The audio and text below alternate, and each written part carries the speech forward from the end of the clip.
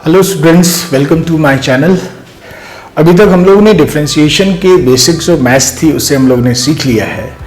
अब इस वीडियो में हम लोग डिफरेंशिएशन का यूज़ हम लोग फिजिक्स में कहाँ करते हैं उसे हम लोग सीखेंगे। ओके, सो पहले स्टार्ट करेंगे हम लोग differentiation use in kinematics, differentiation laws of motion में कहाँ यूज़ होगा, डिफरेंशिएशन वर्क पार एनर्जी में कहाँ यूज होगा। वहाँ पे एक इंपॉर्टेंट डिफरेंशिएशन की टेक्निक सीखेंगे जिसे हम लोग कहेंगे पार्शियल डिफरेंशिएशन, और उस पार्शियल डिफरेंशिएशन को हम लोग वर्क पार एनर्जी में यूज करेंगे। उसी पार्शियल डिफरेंशिएशन की टेक्निक को हम लोग ग्रेविटेशन में यूज करेंगे और उसी को फिर से हम लोग इलेक्ट्रोस्टैट में यूज करेंगे। सो ये पार्शियल डिफरेंशिएशन यहाँ पे थोड़ा सा नया सीखेंगे।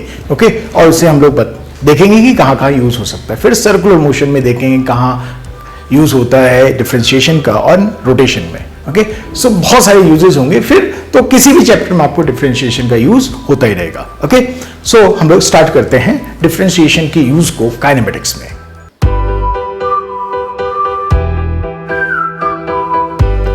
Let's start with the kinematics 1D। Okay, हम लोग यहां पे पढ़ेंगे application of differentiation in kinematics 1D।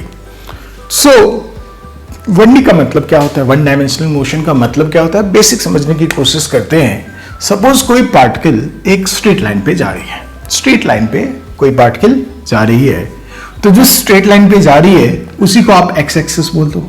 Okay, जब भी कोई पार्टिकल एक ही किसी स्ट्रेट लाइन पे जा रही होती है तो हम लोग कहते हैं वो पार्टिकल वन डायमेंशनल मोशन में है। ओके, और जिस लाइन के अलॉन्ग जा रही है उसी को एक्स एक्सिस बोल देते हैं, राइट।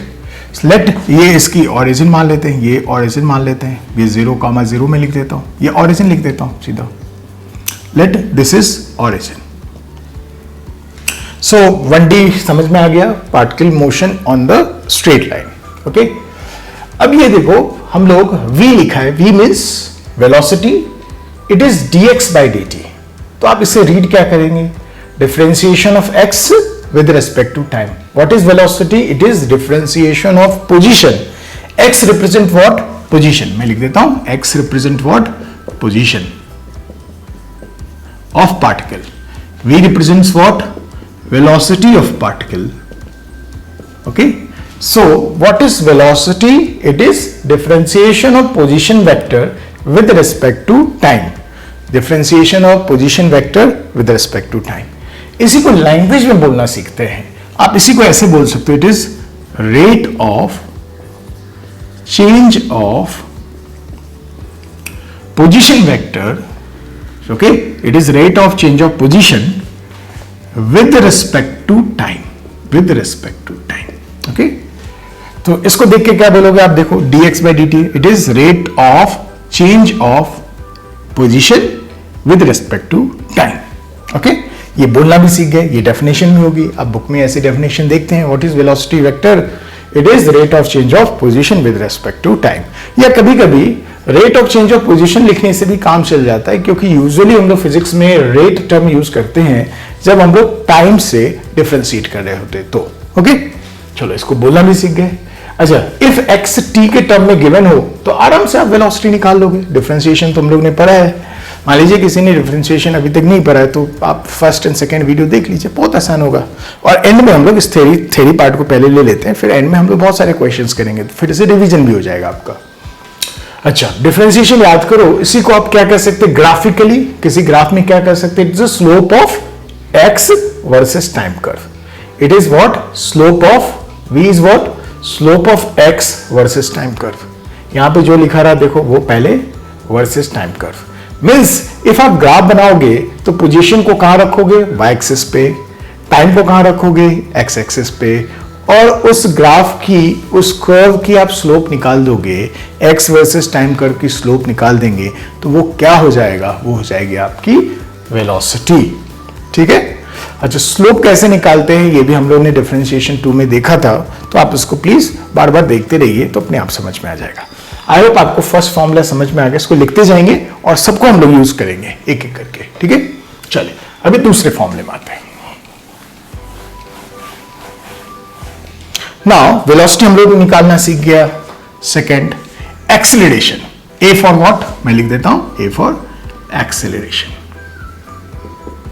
एक्सेलरेशन कैसे डिफाइन किया गया है, तो ये लिख देते d v by dt, dv by dt। इसको रीड करेंगे, कैसे करेंगे? Differentiation of v velocity with respect to time. ऐसे क्या कहोगे आप? Differentiation of velocity with respect to time. इसी को आपको स्लोप के टर्म में लिखना हो तो आप क्या कहोगे? It is slope of v versus t curve, है ना? ऊपर, स्लोप ऑफ ऊपर वर्सेस नीचे कर्व, है ना? बड़ा सिंपल लैंग्वेज में बोला जाए तो ग्राफ में आप v को कहां रखोगे? y एक्सिस पे। वेलोसिटी कहां होनी चाहिए? y एक्सिस पे। टाइम कहां होना चाहिए? x एक्सिस पे। और फिर उसका स्लोप निकाल लेंगे तो वो आपको क्या दे देगा? एक्सेलेरेशन देगा। अच्छा, अभी जस्ट सोचो, हम लोगों ने इसी को क्या कहेंगे? रेट के टर्म में बोलो, क्या बोलोगे इसे? तो acceleration is what? Rate of change of, जो भी ऊपर लिखा रहा वो बोल दीजिए। Rate of change of velocity with respect to time. Okay, with respect to time नहीं भी लिखेंगे तो इस तरह से देखो डेफिनेशन कैसे बन रही है। कैलकुलस वाली डेफिनेशन होती है हमारी। ओके, ये समझ में आ गया हम लोगों को। ओके, अच्छा, अभी थोड़ी देर पहले मैंने आपको बताया कि v is equal to d x by d t. Means x को एक बार डिफ्रेंशिएट करते हो टाइम के रेस्पेक्ट में तो v आ जाता है। लेट इसको मैंने x डॉट लिख दिया। v को एक बार और डिफ्रेंशिएट करते हो तो एक्सेलेरेशन आ जाता है। इसका मीनिंग क्या हुआ कि x को एक बार डिफ्रेंशिएट करो वेलोसिटी आ जाएगी, उसको एक बार और डिफ्रेंशिएट करो एक्सेलेरेशन आ जाएगा। मींस x को टाइम के रेस्पेक्ट में दो बार डिफ्रेंशिएशन करते हैं तो वो क्या जाती है? एक्सेलेरेशन आ जाती है।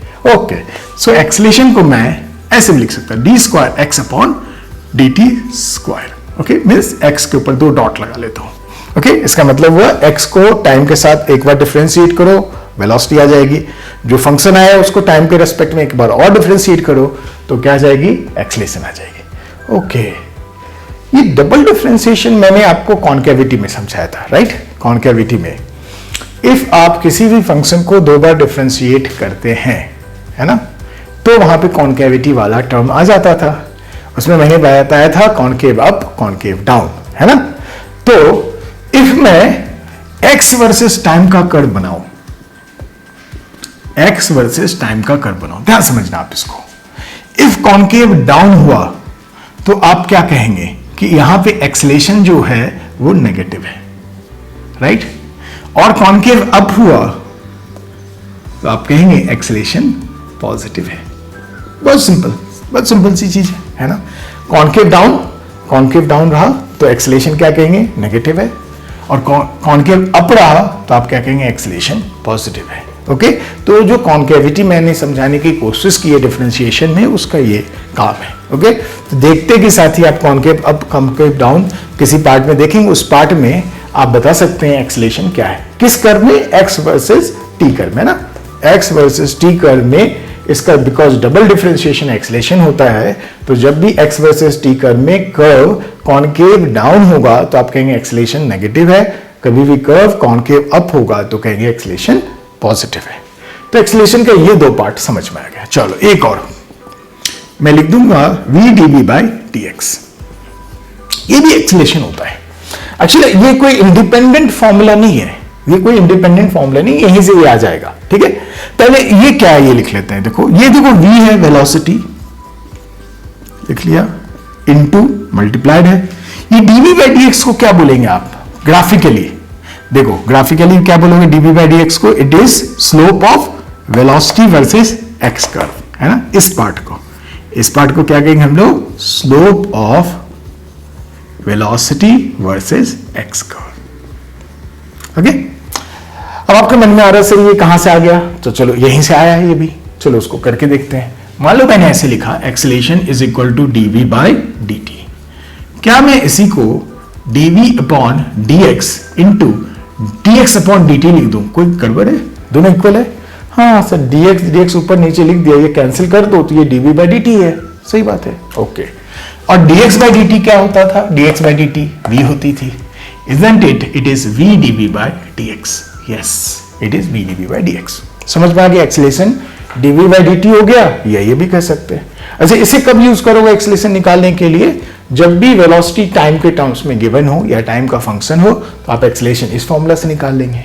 मान लो वेलोसिटी x का फंक्शन दिया हुआ हो तो एक्सेलेरेशन निकालना तो इस फॉर्मूला की यूज कर लेंगे।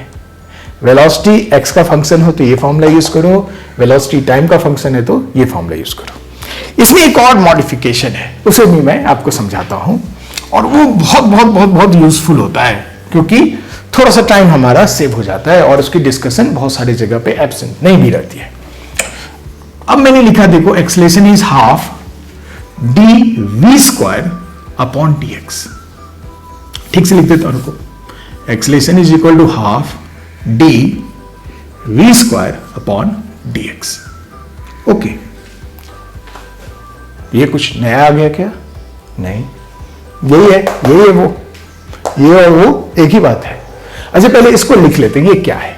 मैं लिख दिया हाफ इंटू, यहां पे बोलो ग्राफिकली आप बोलोगे तो क्या कहोगे, स्लोप ऑफ ऊपर में क्या है, वी स्क्वायर, तो आप कहेंगे v square versus x curve. Okay, means v square term को आप वाई एक्सिस पे बनाओगे, एक्स को एक्स एक्सिस पे ले लोगे, और उसकी जो स्लोप होगी, ओके, ये हो जाएगा d we square by d x. Okay, चलिए यहां तक समझ में। इसका मतलब आपको कभी एक अनयूजुअल सा ग्राफ दे दिया जाए, v square versus x graph, और पूछा जाए एक्सेलरेशन क्या है, तो आप क्या करोगे, v square versus x graph का आप स्लोप निकाल लोगे, उसमें हाफ से मल्टीप्लाई कर दोगे, एक्सेलरेशन आ जाएगा। ज्यादा दिमाग नहीं लगाना है।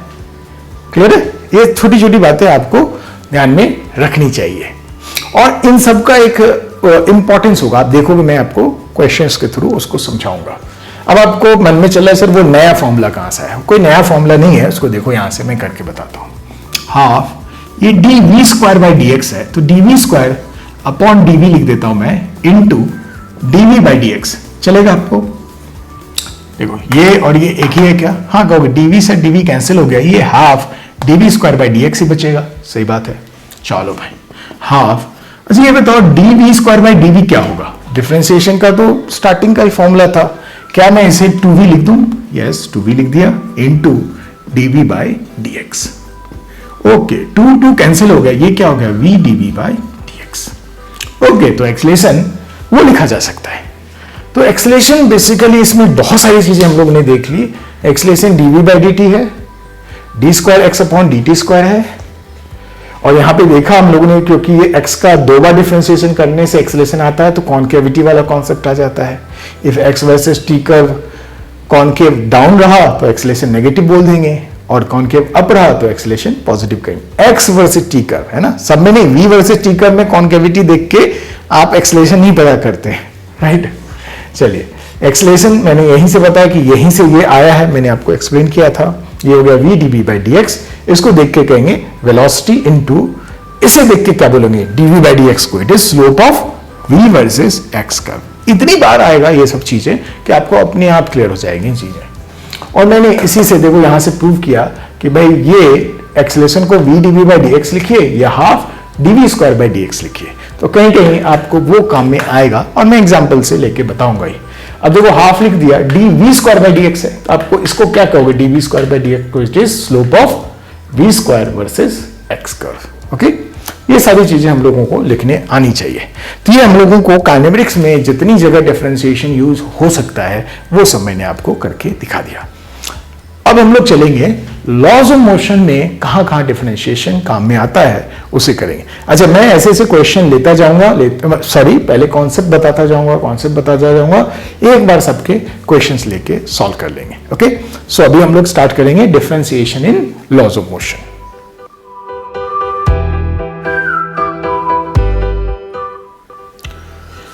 अब हम लोग डिफरेंशिएशन का एप्लीकेशन देखते हैं लॉज ऑफ मोशन में कहाँ होता है। ओके, आप फिजिक्स में देखेंगे काइनेमेटिक्स होगा, फिर लॉज ऑफ मोशन होगा, तो मैं एक एक जगह पे बहुत सारे चैप्टर्स का आपको एक ओवरलुक दे देता हूँ। तो लॉज ऑफ मोशन में आप न्यूटन्स का सेकेंड लॉ पढ़ेंगे, which is what, force is dp by dt। It is Newton's second law. Okay, किसी भी बॉडी पे या पार्टिकल पे जो एक्सटर्नल फोर्स लगता है, ये फोर्स क्या होना चाहिए, एक्सटर्नल, ये आप लॉज ऑफ मोशन में क्लियरली समझेंगे। जो एक्सटर्नल फोर्स होता है वो क्या होता है, dp बाई dt होती है। ये p क्या होती है भाई, ये p होती है लीनियर मोमेंटम, है ना। ये क्या है, p क्या है, linear momentum of the particle. और लीनियर मोमेंटम क्या होती है, mass into velocity. Okay, linear momentum क्या होती है, मास इनटू वेलोसिटी। ओके, अच्छा, इसी को मैं लैंग्वेज में बोलने की कोशिश करूं तो आप क्या कहेंगे इसे? Rate of change of what? अभी आदत लग जानी चाहिए। इसको आप कहेंगे rate of change of linear momentum with respect to time. ये देखो डेफिनेशन बुक में लिखी रहती है। What is external force on the particle और body? It is rate of change of linear momentum. Okay, rate of change of linear momentum. अच्छा, graphically इसे क्या बोलोगे आप? It is slope of which curve? ऊपर वर्सेस नीचे curve, P linear momentum versus T curve. Means आप graph बनाओगे तो लीनियर मोमेंटम को y एक्सिस पे रखोगे, टाइम को x एक्सिस पे रखोगे, और उस ग्राफ का जो स्लोप होगा वो आपको बताएगा फोर्स। आई होप ये समझ में आ गया। यस, थोड़ा और मैं आगे बढ़ जाता हूं इसी को देख के, क्योंकि P को मैंने mv लिख दिया तो मैं F को P की जगह mv लिख देता हूं अपॉन dt। यूजुअली हमारे पास जो केसेस स्टार्टिंग में आते हैं लॉज ऑफ मोशन में, वहां पे एक बॉडी या पार्टिकल होगी, उस पर आप एक फोर्स लगा रहे होगे, ओके, है ना, कोई बॉडी या पार्टिकल उस पर फोर्स लगा रहे हो, उसका मास नहीं चेंज हो रहा होगा। जिस पर आप फोर्स लगा रहे होगे उस पर मास चेंज नहीं हो रहा होगा, तो उस केस की बात हम लोग पहले कर देते हैं। ओके, तो मैं लिखता हूं इफ मास इज कांस्टेंट। लेकिन याद रखना ये क्या लिखा हुआ है? If mass is constant. आपने डिफरेंशिएशन में पढ़ के रखा है, इफ मास कांस्टेंट होती है तो मास को डिफरेंशिएशन से बाहर कर लेते, राइट। कांस्टेंट क्वांटिटी किसी वेरिएबल से मल्टीप्लाइड होती है और उसका डिफरेंशिएशन करना होता है, तो आप क्या करते हो? कांस्टेंट टर्म को बाहर कर लेते हो। चलो बाहर कर लेते हैं m को। तो उस केस में इफ मास कांस्टेंट होता तो m बाहर चला जाता, m dv बाय dt हो जाती। ओके, ये dv बाय dt अभी जस्ट देखा हुआ है ना? क्या था dv by dt? Acceleration. Okay, तो हम लोग लिख सकते हैं f is equal to ma। Okay, f is equal to ma।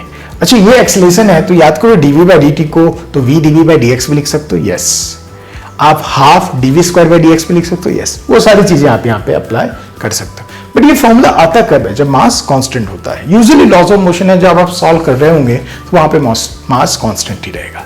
तो आपके मन में ये भी आ सकता है सर मास कांस्टेंट नहीं भी हो सकता है क्या? मैं कहूँगा हाँ, नहीं भी हो सकता है। बहुत सारे केसेस ऐसे होते हैं, जैसे मान लो एक कार्ट है या कोई बस है, ट्रक है, ओके, और यहाँ पे पूरा सैंड भरा हुआ है, ओके, और इसमें मैंने फोर्स लगाया और यहाँ पे होल है और इससे सैंड बाहर जा रहा है। Isn't it? इस ट्रक का जो मास है वो वेरिएबल है। यस, इसकी मास बराबर कम होती जाएगी। ओके, ऐसे मान लो ट्रक खुला हुआ है, मान लो होल नहीं है, लेकिन बारिश हो रही है, बारिश हो रही है तो इसमें पानी भरता जाएगा। तो क्या इस ट्रक का मास कांस्टेंट है? कहेंगे नहीं, उसमें तो सर इसकी मास बढ़ती जा रही है टाइम के साथ। यस, तो वेरिएबल मास के भी क्वेश्चंस होते हैं। ओके, तो वेरिएबल मास के क्वेश्चन हम लोग कहां सॉल्व करते हैं? उससे लॉज ऑफ मोशन हम लोग नहीं सॉल्व करते हैं, उसे आप देखोगे एक सेंटर ऑफ मास चैप्टर आएगा, वहां पे हम लोग वेरिएबल मास के क्वेश्चन को सॉल्व करते हैं। बट इसको मैंने, क्योंकि डिफरेंशिएशन की हम लोग प्रैक्टिस कर रहे हैं, तो मैं डिफरेंशिएशन के थ्रू ये समझाने की कोशिश करता हूं कि मास कांस्टेंट नहीं हो, मास वेरिएबल नहीं होगा तो ये मास को बाहर आप नहीं ले जा सकते, राइट। तो उसी चीज को हम लोग यहां समझने की कोशिश करते हैं। ओके, तो मैंने लिख दिया F is equal to d mv by dt। Okay, if mass constant नहीं है तो आप याद करो ये मास भी कांस्टेंट नहीं है, v भी कांस्टेंट नहीं है, तो ये दो वेरिएबल आपस में मल्टीप्लाइड है, तो आप कौन सा रूल यूज करोगे डिफरेंशिएशन में? Product rule. इफ आपको याद हो तो मैं क्या यूज करूंगा? Product rule. भाई प्रोडक्ट रूल क्या था? प्रोडक्ट रूल यही था ना कि भाई पहले वाले को डिफरेंशिएट करो, दूसरे वाले को बाहर निकालो। मान लो v को बाहर निकाल लिया, dm बाई dt, फिर क्या करूंगा? प्लस। ओके, पहले वाले को बाहर निकाल लो, दूसरे वाले को डिफरेंशिएट कर लो। ये इफ मास कांस्टेंट नहीं होता तो आप ऐसे लिखते। अच्छा, ये तो जनरल हुआ ना, मास कांस्टेंट नहीं है तो इसी में देख सकते हैं आप, इफ मास कांस्टेंट हुआ तो मास का डिफरेंशिएशन टाइम के रेस्पेक्ट में जीरो हो जाता, तो ये पार्ट जीरो हो जाता, राइट। तो आप F is equal to m dv by dt लिखते इफ मास कांस्टेंट होता तो, और इफ मास कांस्टेंट नहीं है तो ऐसे लिखेंगे, राइट। तो ये फोर्स की डेफिनेशन मैंने आपको समझा दी, राइट। और लॉज ऑफ मोशन में ये काम में आपको आने वाला है, ये वाला part. Okay, laws of motion की सारी बेसिक चीजें मैंने बता दी है। ओके, अब हम लोग नेक्स्ट चैप्टर में चलते हैं, which is work, energy and power chapter, और वहां देखते हैं डिफरेंशिएशन कैसे कैसे कहां का यूज होता है। Okay.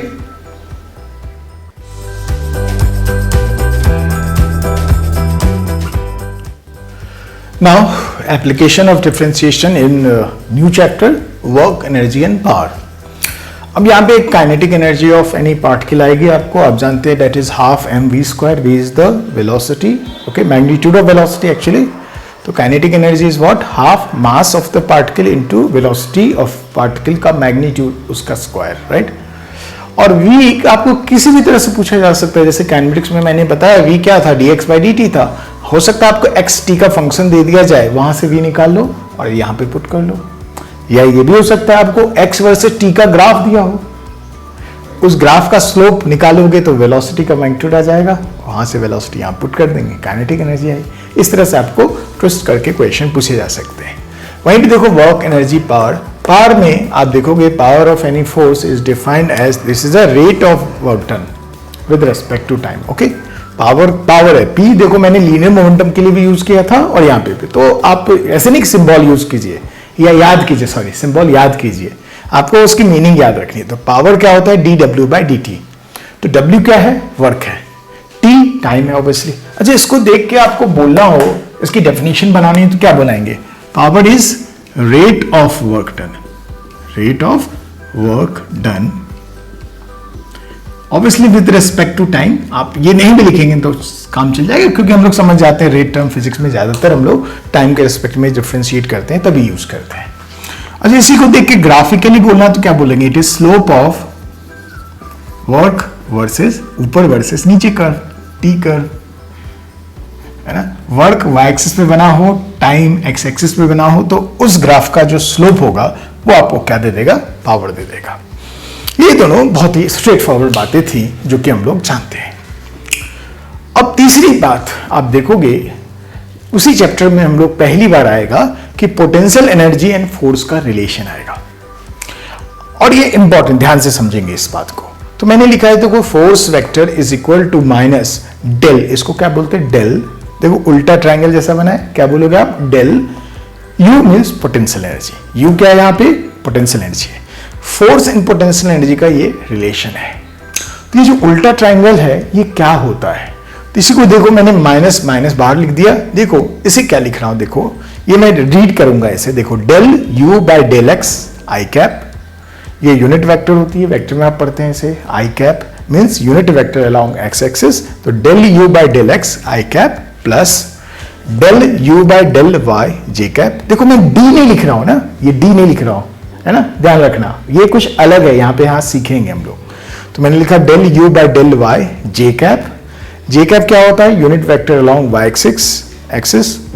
Del u by del z k cap, k cap क्या होता है, unit vector along z axis. Okay, vector में आप मान लीजिए अभी तक वेक्टर नहीं पढ़े होंगे तो कोई बात नहीं, वेक्टर जब पढ़ेंगे तो ये फिर से आप एक बार रिवाइज कर लीजिए। ये जो डेल मैंने लिखा वो डी नहीं लिखा है, इसका मतलब ये कुछ अलग है ना, मैंने सिंबल यूज अलग से किया है जानबूझ के। इसे हम लोग कहते हैं पार्शियल डिफरेंशिएशन। क्या कहते हैं हम लोग इन्हें, पार्शियल डिफरेंशिएशन।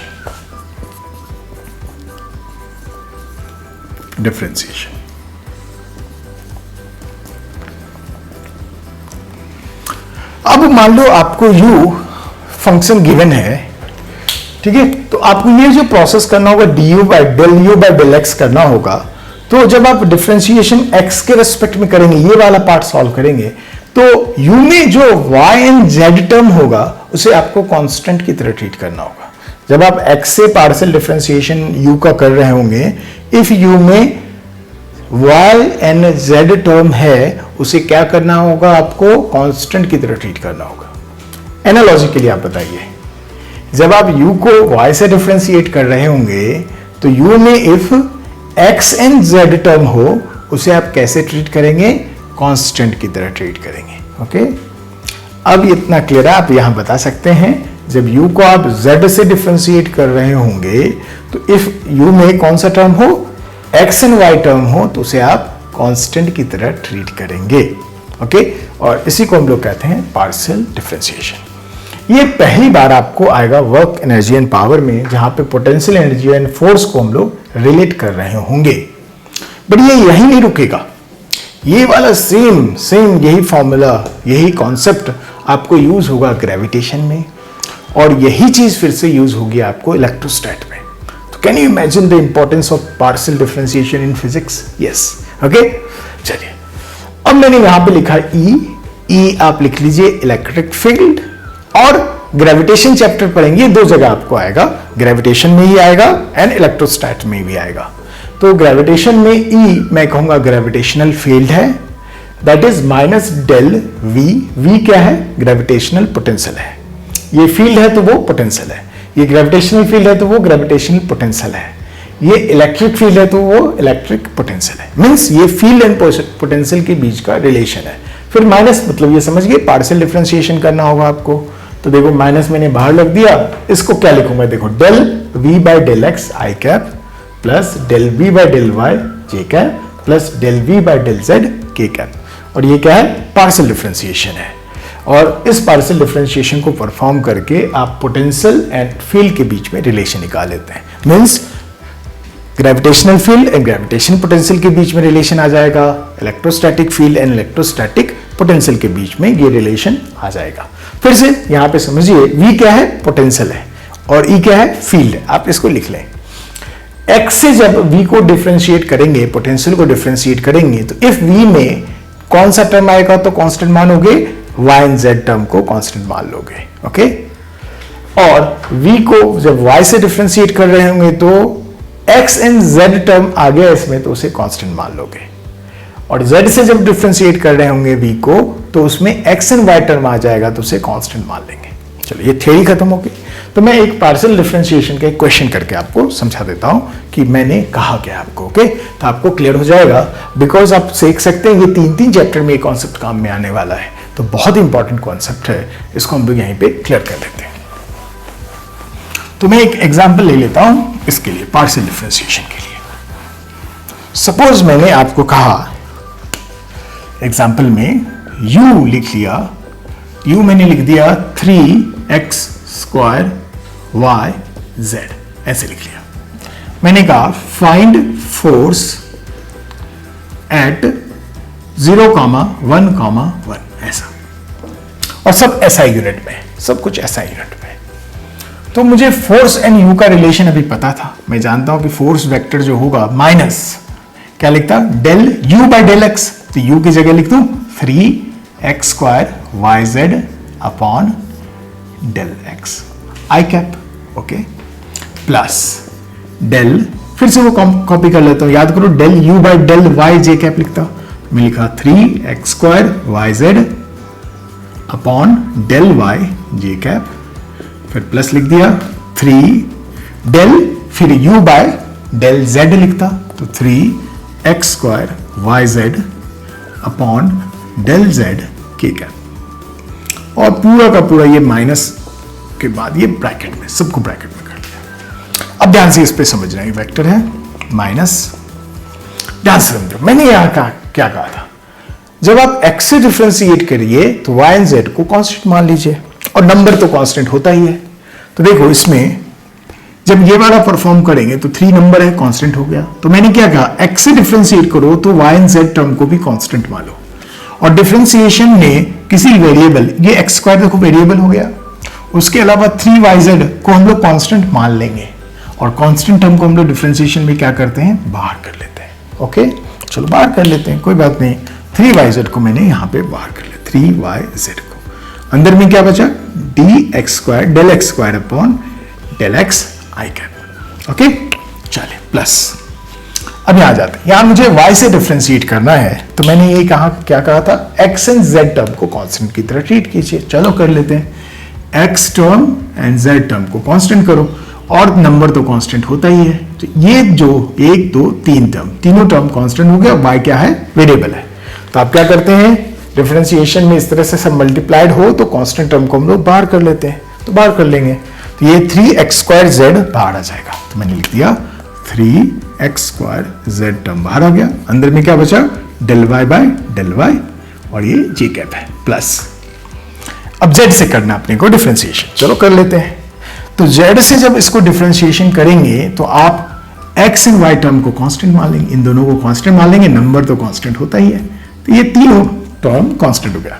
और कांस्टेंट टर्म ये z क्या है, वेरिएबल है, और कांस्टेंट टर्म को वेरिएबल से मल्टीप्लाई करते हैं और उसको डिफरेंशिएट कर रहे होते हैं, तो कांस्टेंट टर्म को हम लोग बाहर कर लेते हैं, कर लो बाहर। तो ये कांस्टेंट टर्म क्या है, 3x² y बाहर हो जाता, ये बचता del z upon del z k cap. अब जो बचा हुआ टर्म है वो सिंपल जो डिफरेंशिएशन होता था वैसे ही आप उसे डिफरेंशिएट कर लेंगे, तो कर लेते हैं हम लोग इसको।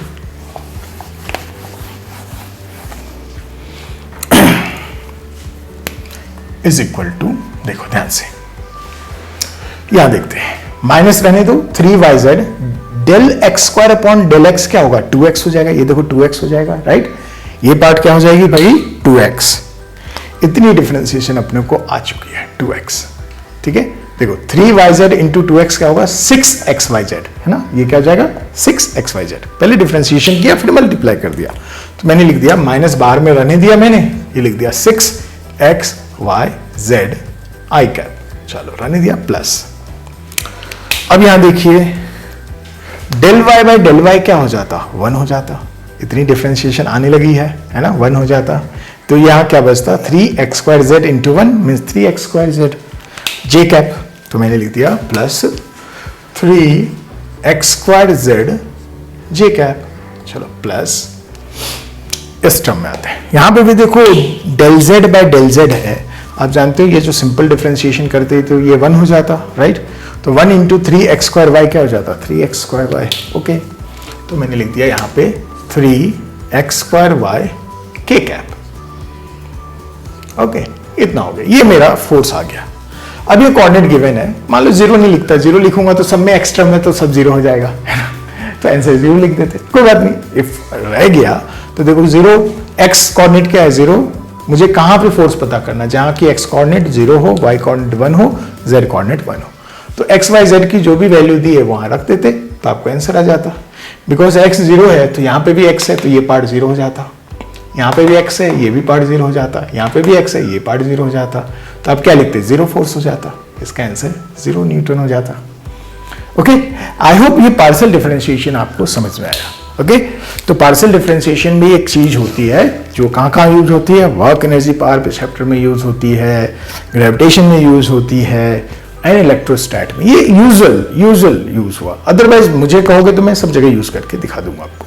ओके, बट इतनी यूजेस आपको पता होनी चाहिए। ओके, तो आई होप ये पार्ट आपको समझ में आ गया। अब हम लोग एक और कर लेते हैं, सर्कुलर मोशन एंड रोटेशन में डिफरेंशिएशन का कहाँ यूज होता है उसे कर लेते हैं, फिर हम लोग न्यूमेरिकल सॉल्व करना स्टार्ट कर देंगे।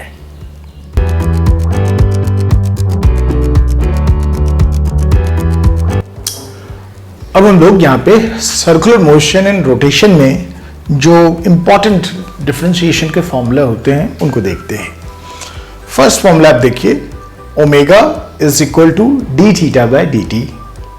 यहां पे देखिए थीटा जो मैं लिख रहा हूं वो एंगुलर पोजीशन को लिख रहा हूं, ओमेगा एंगुलर वेलोसिटी को लिख रहा हूं, अल्फा एंगुलर एक्सेलरेशन को लिख रहा हूं। ओके, ये सारे टर्म क्या होते हैं इन डिटेल हम लोग वहां पढ़े, सर्कुलर मोशन में पढ़े तो ज्यादा अच्छा है, अदरवाइज ये चैप्टर एक्सटेंडेड होता चला जाएगा और फिर सर्कुलर मोशन में पढ़ने को बचेगा क्या। ठीक है, सिर्फ याद रखिए ये एंगुलर पोजीशन को आप टाइम के रेस्पेक्ट में डिफरेंशिएट करते हैं तो आपको एंगुलर वेलोसिटी आ जाती है। ओके, इसी को आप क्या कहोगे, ग्राफिकल वे में क्या बोलोगे, it is slope of theta versus time curve. अच्छा, ओमेगा को डिफाइन करना होगा तो क्या बोलोगे, it is rate of change of angular position with respect to time. What is angular velocity, it is rate of change of angular position with respect to time. वैसे alpha क्या हो जाएगी, अल्फा इज एंगुलर एक्सेलरेशन, तो alpha is equal to d omega by d t. What is omega, omega is angular velocity. इसको slope के term में बोलोगे, graphically बोलोगे तो क्या बोलोगे, it is slope of omega versus time curve. Alpha is what, slope of omega versus time curve. इसको differentiate करना हो, इसको इसकी डेफिनेशन बोलनी हो आप तो क्या बोलोगे, it is alpha angular acceleration is rate of change of angular velocity with respect to time. Simple है। अच्छा देखो, ओमेगा एक थीटा को एक बार डिफरेंशिएट करते तो ओमेगा आता था, ओमेगा को एक बार और डिफरेंशिएट करते थे टाइम से तो अल्फा आता था। क्या मैं अल्फा को d square theta by d t square नहीं लिख सकता हूं? Double differentiation of theta with respect to time will give you the alpha. Okay,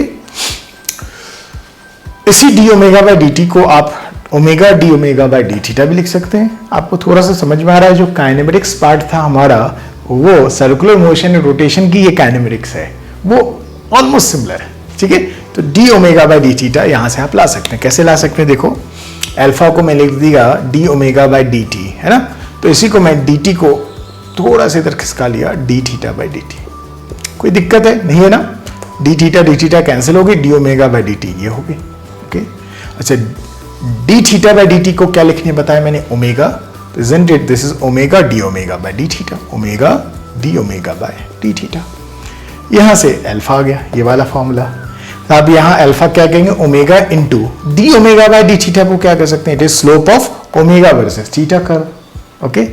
चलिए, अच्छा इसे ये लिख सकते हैं, क्या लिख सकते हैं, याद करो मैंने काइनेमेटिक्स वाले में फॉर्मूले में लिखा था। चलो करके देख लेते हैं, एक बार कर लेते हैं, इसमें क्या है, तो उसे भी करके देख लेते हैं। ये लिख लेता हूं मैं, देखो अल्फा को मैंने लिखा half into D omega square by d theta, उसको मैं D omega into D omega by d theta लिख देता हूं। देखो ध्यान से, डी ओमेगा कैंसिल होता तो क्या बचता अंदर में, d omega square by d theta, देखो d omega square by d theta, okay. तो हाफ इंटू ये d omega square by d theta ही है। इसको सॉल्व करोगे तो इसे 2 ओमेगा हो जाएगा, है ना, ये क्या हो जाएगी 2 ओमेगा, तो half into 2 omega into D omega by d theta. 2 से 2 कैंसिल होगी, क्या बची ये omega d omega by d theta, okay. तो ये और ये एक ही बात है, ये और ये एक ही बात है। तो ये आप यूज कब करते हैं, जब ओमेगा आपको ऐसे लिख दिया जाए, omega is given as under root theta plus 2 ऐसा दिया गया, और पूछा जाए अल्फा निकालो, तो भाई इसको यहां रख के सॉल्व करने में, रूट वाले टर्म को सॉल्व करने में यहां दिक्कत हो जाएगी आपको। तो इसको स्क्वायर कर लो तो ये थीटा प्लस 2 हो जाता, यहाँ थीटा प्लस 2 लिखते तो ये आसानी से सॉल्व हो जाता। तो रूट वाले टर्म्स में ओमेगा दिया हो, है ना, तो आप ये यूज कीजिए, जल्दी सॉल्व हो जाएगा, ओके। आई होप ये समझ में आ गया। रोटेशन में भी आप देखोगे और भी सारे फॉर्मूले होते हैं, सिर्फ मेरा एम ये था कि ये बताना कि देखो फिजिक्स बिना डिफरेंशिएशन की काम नहीं चलेगा। हर एक चैप्टर में कहीं ना कहीं से किसी ना किसी तरह से डिफरेंशिएशन आ ही जाएगा, ओके। तो मैंने आपको एक ग्लिम्स दे दिया इन सारे चैप्टर्स में, और हर एक चैप्टर में आएगा, ओके। डिफरेंशिएशन ऑलमोस्ट हर एक चैप्टर में आपको काम में आने वाला है। अब हम लोग क्या करते हैं, तो पढ़ लिया, अब हम लोग इसको यूज करते हैं क्वेश्चन के थ्रू। तो मैं 10 एग्जाम्पल्स लूंगा, उन 10 एग्जाम्पल्स के थ्रू मैं आपको इसकी बेसिक को सिखाने की कोशिश करूंगा। और सबसे पहला चैप्टर आपका कौन सा आता है, काइनेमेटिक्स आता है, राइट। फिजिक्स में, फिजिक्स पॉइंट ऑफ व्यू से आप क्लियरली बोलिए, जो पहला चैप्टर है, पहले तो सब प्रीफेस ही बन रहा होता है, तो पहला चैप्टर हमारा जाता है काइनेमेटिक्स। और एक और इंपॉर्टेंट बात कि सबसे ज्यादा एक डिफरेंशिएशन की बहुत ज्यादा यूज होती है एरर एनालिसिस में। आप जेईई मेंस और एडवांस के क्वेश्चंस एरर के देखेंगे तो वो ऐसे रटने वाले एरर के क्वेश्चंस नहीं रहे हैं, वहां पे आपको बिल्कुल डिफरेंशिएशन के मेथड को सीख के इसको बेसिक में अप्लाई करके आपको यूज करेंगे तो आपको एरर के क्वेश्चन जेईई मेंस और एडवांस के सॉल्व होते हैं। तो डायरेक्ट रटने वाले कुछ फॉर्मूले याद करके आप एरर को सॉल्व नहीं करेंगे तो ज्यादा अच्छा है। तो डिफरेंशिएशन का वहां पे आप अच्छा यूज देखेंगे, ओके। चलिए अब हम लोग एग्जाम्पल लेके स्टार्ट करते हैं सॉल्व करना।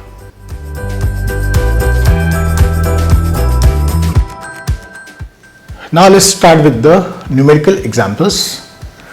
First मैंने ऐसा लिख दिया, आप लैंग्वेज पढ़ेंगे, ऐसा है, motion of a particle in a straight line, motion of a particle in straight line is defined by relation x is equal to t raised to power 4 minus 12 t raised to power 2 minus 40, okay, where x is the position of the particle, t is time, x is given in meter and t is given in seconds. We need to find out position, velocity and acceleration of particle at t is equal to 2 second. Okay? चलिए, तो आप लोग अभी मान लीजिए किसी को अच्छी प्रैक्टिस नहीं होती तो आप क्या करेंगे, पहले का जो थ्योरी पढ़ा हुआ है वहां पे खोजेंगे, भाई x t के टर्म में लिखा हो तो v कैसे निकालते हैं, a कैसे निकालते हैं।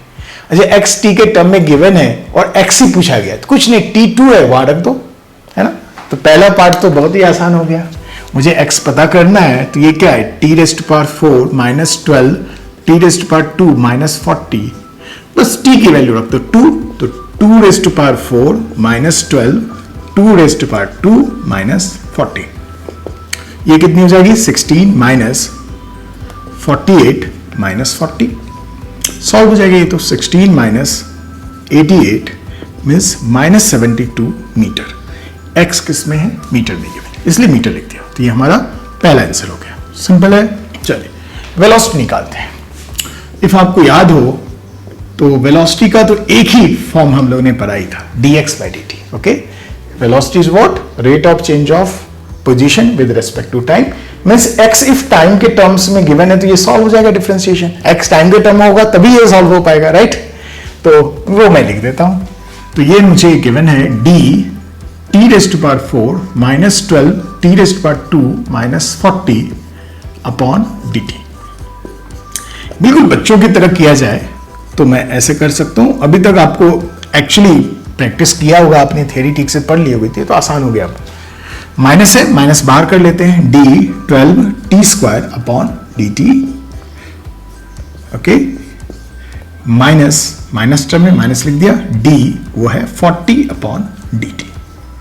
ओके, अच्छा, जो बच्चे ने अच्छी प्रैक्टिस कर ली, फटक से आप ये सब सारे स्टेप लिखने की अभी जरूरत नहीं है, बोर्ड्स में लिखने की जरूरत होती है। एंट्रेंस में तो आप फटक से यहां से डायरेक्ट भी लिख सकते हो, जैसे मेरी प्रैक्टिस में तुरंत लिख दूंगा। बट मैं समझा रहा हूं, जो मान लीजिए जिनकी अच्छी प्रैक्टिस नहीं है, तो कैसे किया जाता है ये प्रोसेस मैं लिख रहा हूं। ये लिखने की जगह आप ये सारी चीजें मन में कर सकते हैं। चलिए, इसका आंसर क्या हो जाता है? 4 पावर लिख लेते हैं पहले इंटू टी, और जो भी पावर होता है -1 लिख लेते हैं, टी³ माइनस कांस्टेंट टर्म बाहर कर लेते 12, अंदर में क्या बचता? dt²/dt, मतलब dt² क्या हो जाएगा? 2t। तो ये 2t लिख दिया। और ये पूरा का पूरा कांस्टेंट है, पूरा का पूरा कांस्टेंट होता है, उसको डिफरेंशिएट करते हैं तो क्या आता है? 0 होता है, वो 0 हो जाता। ये क्या होगी? मुझे मेरे v की वैल्यू आ गई, मेरी v की वैल्यू क्या आ गई भाई? रुक जाओ, 4t³ माइनस 24t। ठीक है, ये v as a function of time आ गया। मुझे 2 सेकेंड में v चाहिए, तो at t is equal to 2 second v की वैल्यू क्या होती है? बस t की जगह 2 रख दो। 4 इंटू 2 का raise to power 3 minus 24, t की जगह 2 रख दो। 8 इंटू 4 32 माइनस 48, ये होगी माइनस 16। ऑब्वियसली यूनिट ऐसा ही लिखा था तो मीटर पर सेकेंड लिख देंगे आप, क्योंकि मैंने लिखा देखो ये मीटर में है और ये सेकेंड में है। अब थर्ड जो एक्सेलेरेशन है, अब देखो v as a function of time पता है आपको, है ना? तो मुझे एक्सेलेरेशन पता करना है, तो मैं याद करो dv/dt लिख देता, है ना? ऑब्वियसली फंक्शन है, ऐसा नहीं कि 2 सेकंड पे v निकाल लिया, ऐसा मत करना। 2 सेकंड पे v निकाल लिया, इसको डिफरेंशिएट कर दिया टाइम से, तो 2 सेकंड पे जब v निकाल लोगे तो वो एक वैल्यू होगी v की, वो फंक्शन नहीं हुआ, है ना? यहाँ पे आपको फंक्शन लिखना है, यहाँ पे, ठीक है? इसका ध्यान रखिए आप। तो ये लिख लेता मैं, तो ये हो जाता d 4t³ minus 24t upon dt। Plus minus वाला टर्म है तो मैं पहले लिख देता d 4t³ upon dt, minus लिख दिया d 24t अपॉन dt। जिनको आ चुका है वो फटाफट कर ले, 4 कांस्टेंट बाहर कर दिया, dt³ क्या हो जाता? 3t² लिख दिया, माइनस 24 बाहर आ जाता, क्योंकि कांस्टेंट टर्म में वेरिएबल से मल्टीप्लाइड है तो कांस्टेंट बाहर कर लेते हैं, dt/dt 1 हो जाता, 24 हो गया। ये कितनी हो गई भाई? 4 इंटू 3 12 t² माइनस 24। ओके, और मुझे कब पूछा गया है? t इक्वल टू 2 पे। देखो एक्सेलेरेशन ये हो गया, एक्सेलेरेशन मुझे आ गया कितनी? 12t²/24, और मुझे t इक्वल टू 2 पे पता करना है, तो बस कुछ नहीं करो, t की जगह 2 रख दो, तो 2 का स्क्वायर माइनस 24। अच्छा, ये 12t का होल स्क्वायर नहीं है, ये सिर्फ 12 इंटू t का स्क्वायर है, तो देखो t की जगह रख दिया 2। 4 इंटू 12 इज 48 माइनस 24, ये हो गई 24। ऑब्वियसली मीटर पर सेकेंड स्क्वायर, x मीटर में था, t सेकेंड में था। ओके, मान लो x सेंटीमीटर में लिखता तो आप यहां भी सेंटीमीटर लिखते, वेलोसिटी की जगह सेंटीमीटर पर सेकेंड लिखते, एक्सेलेरेशन की जगह सेंटीमीटर पर सेकेंड स्क्वायर लिखते। आई होप ये आपको समझ में आ गया। बहुत ही सिंपल सा बेसिक सा क्वेश्चन है, और धीरे धीरे हम लोगों को ये बातें समझ में आनी चाहिए। ओके, चलिए अब दूसरा क्वेश्चन लेते हैं, सेकंड क्वेश्चन।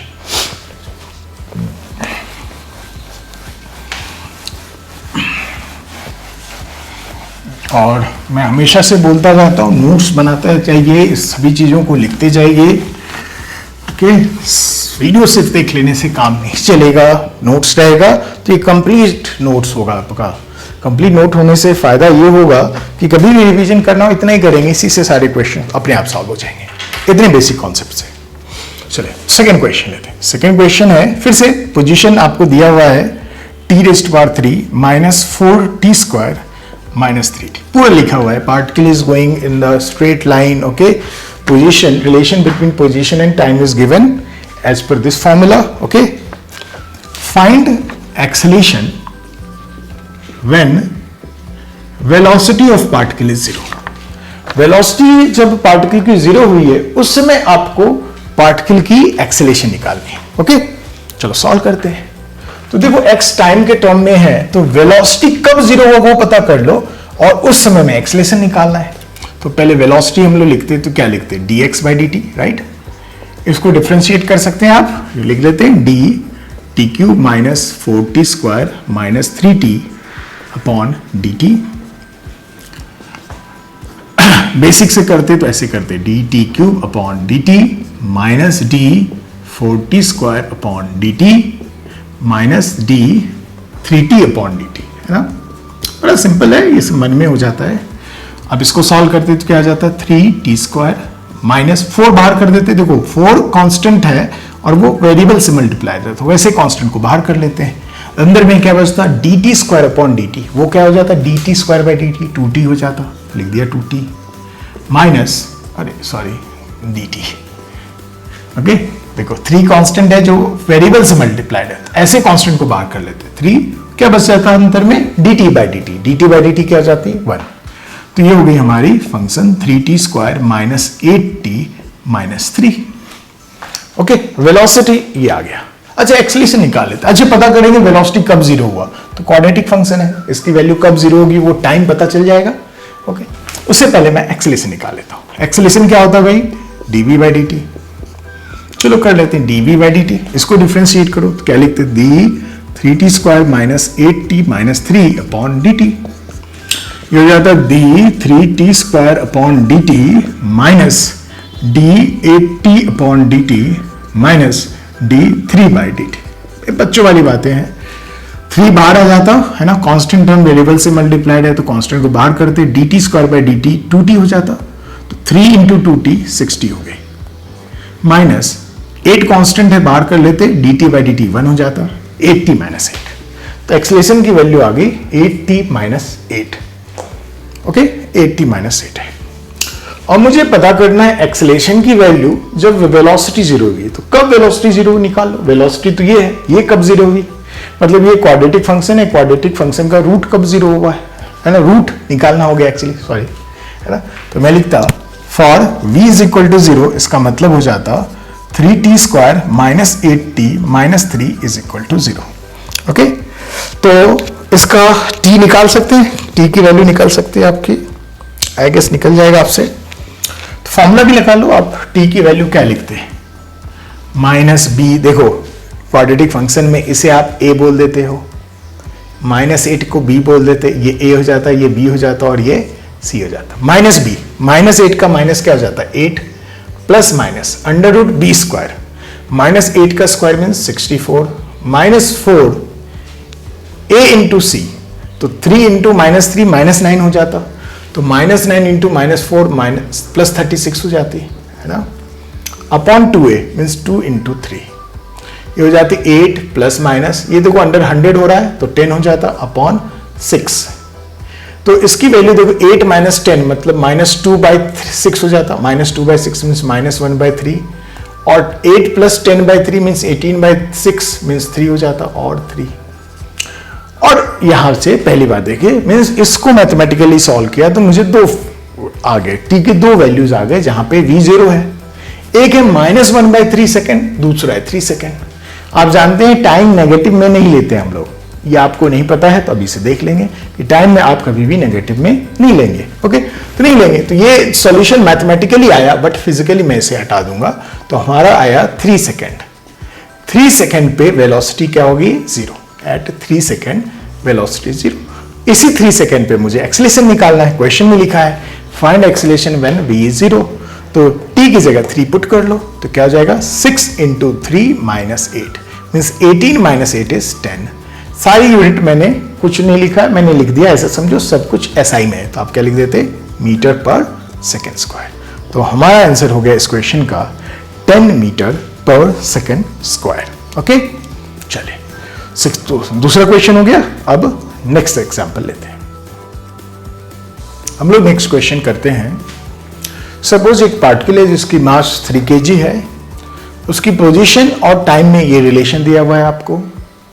x मैंने दिया है सेंटीमीटर में, टाइम सेकेंड में, x सेंटीमीटर में है। Okay, we need to find out kinetic energy at time 5 second. Okay, मुझे काइनेटिक एनर्जी पार्टिकल की चाहिए 5 सेकेंड में। हम लोग जानते हैं काइनेटिक एनर्जी होती क्या है, हम लोग जानते हैं काइनेटिक एनर्जी होती है ½ mv²। तो मुझे इफ x टाइम का फंक्शन है तो मुझे वेलोसिटी की मैग्नीट्यूड आ जाएगी, यस आ जाएगी। ये वेलोसिटी की मैग्नीट्यूड आ गई तो बस इसमें पुट करना है, मास तो गिवन ही है, अपने आप आंसर आ जाएगा, राइट। चलिए, तो मुझे वेलोसिटी वर्सेस वेलोसिटी की वैल्यू चाहिए थी। ये क्या होता था, dx/dt। तो x की जगह मैंने लिख दिया 1 + t⁻²² अपॉन dt बाई, बढ़िया है। d ये देखो 1/dt plus d t/dt plus d t²/dt। Okay, सिर्फ कांस्टेंट है, उसका डिफरेंशिएशन 0 हो जाता, नहीं लिखते हैं। dt/dt 1 हो जाता प्लस dt²/dt 2t हो जाता। ओके, तो वेलोसिटी मुझे टाइम का फंक्शन मिल गया। ओके, मुझे कितने सेकंड में चाहिए, 5 सेकंड में चाहिए। इसकी जगह मैं 5 को पुट कर लूंगा, 1 + 2 × 5, ये कितनी हो जाएगी 11।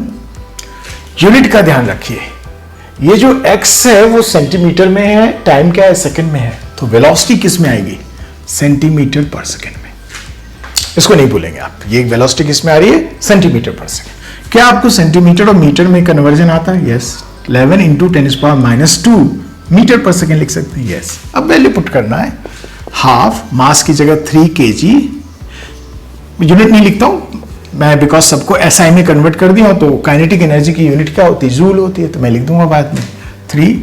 देखो वो 11 × 10⁻² का होल स्क्वायर है, तो ये होगी 3/2 इंटू, आप जानते हो 11 का होल स्क्वायर क्या होगा 121, और ये 10⁻⁴ हो जाता, राइट। ये होगी कितनी 363/2 इंटू 10⁻⁴ जूल लिख देंगे आप, डेसिमल में कन्वर्ट करके लिख देंगे। ये हमारा आंसर हो गया। यहाँ पे इंपॉर्टेंट बात ये थी, एक तो ये पता होना चाहिए v = dx/dt होती है और काइनेटिक एनर्जी ½ mv² होती है। दूसरी बात, सेंटीमीटर x में दिया, x सेंटीमीटर में दिया हुआ, टाइम सेकंड में दिया, तो ये जल्दी में आप गलत कर सकते हो, है ना। बहुत सारे बच्चे को ये फिजिक्स आती रहती, इतनी मैथ्स भी आती रहती है, बट वो जल्दी में यहाँ पे इसे मीटर पर सेकंड लिख लेते हैं और वो मिस्टेक उनसे हो जाता। तो आप ऐसी मिस्टेक नहीं करेंगे। ओके, चलिए नेक्स्ट क्वेश्चन लेते हैं हम लोग, 4th क्वेश्चन।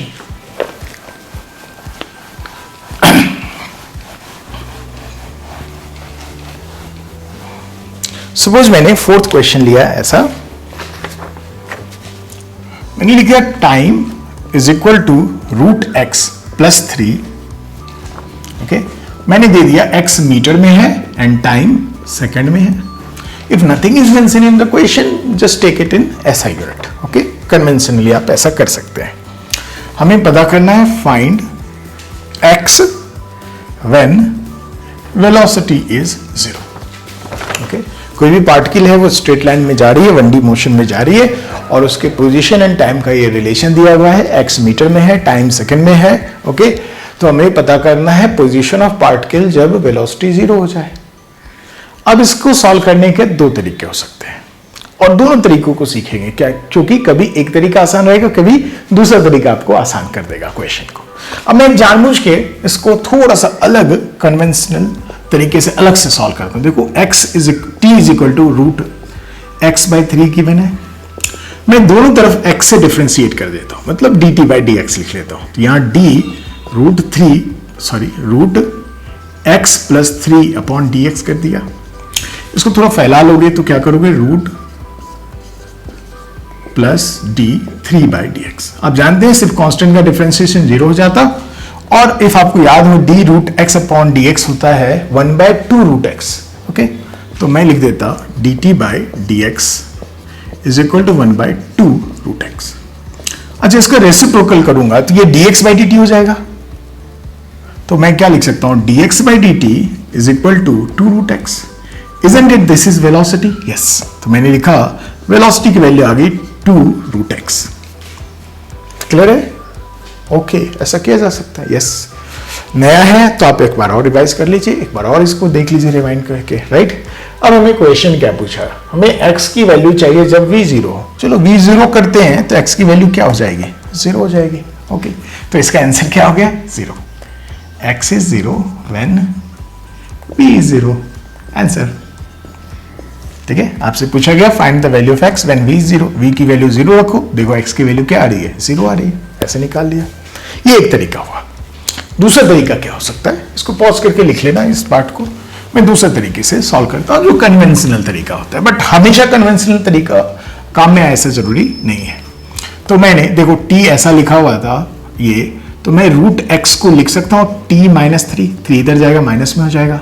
तो x लिखना है, दोनों तरफ स्क्वायर कर लो, तो ये t माइनस 3 का होल स्क्वायर हो जाएगा, t square minus 6t plus 9, square करना आता होगा a माइनस b का होल स्क्वायर।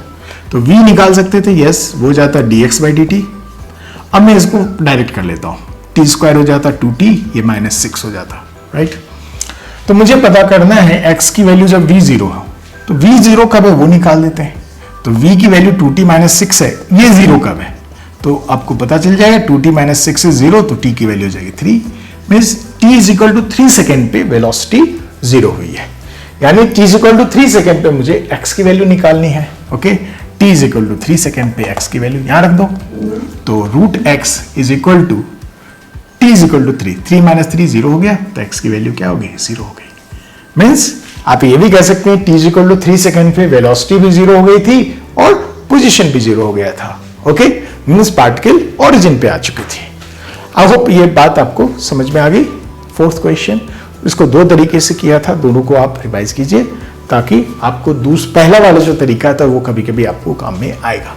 ओके, चलिए नेक्स्ट क्वेश्चन करते हैं।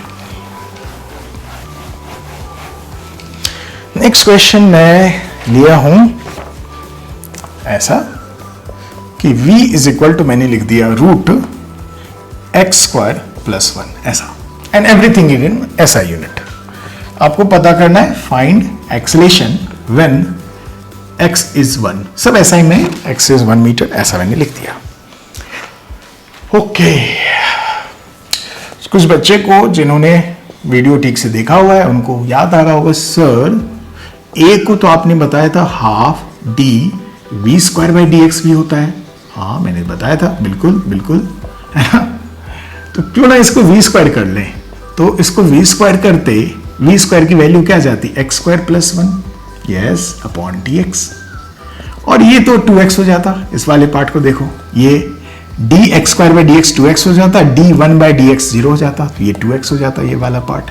तो हाफ इंटू 2x, इसका मतलब हो गया x।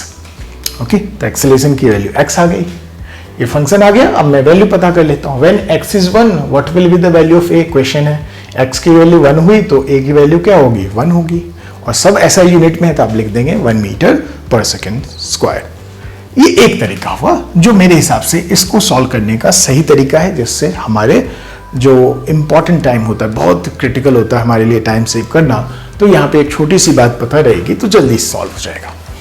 दूसरा जो बच्चे करते रहते हैं वो दूसरा अल्टरनेटिव वे ये करते कि उनको सिर्फ ये पता होता है, v d b by D x पता होता है, तो वो v लिख लेते root x square plus 1 d, फिर लिख लेते root x square plus 1 upon d x.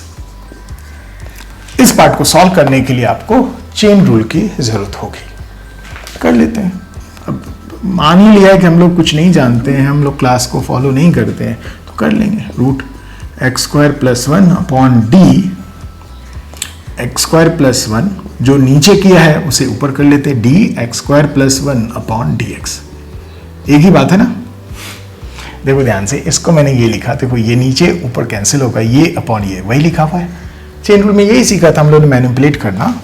यहां पे देखो ये वेरिएबल ये हो गया, तो वेरिएबल का रूट है, तो डी रूट, मान लो वेरिएबल को टी नाम दे दो, डी टी, इसका आंसर क्या होता है 1/2 रूट टी, है ना, राइट। ये हम लोगों ने प्रैक्टिस किया हुआ है, तो लिख लेते हैं root x square plus 1 into, इसको लिखता तो 1/2 root x square plus 1 into, इसे लिखता तो 2x हो जाता। है कि समझ में आ गया?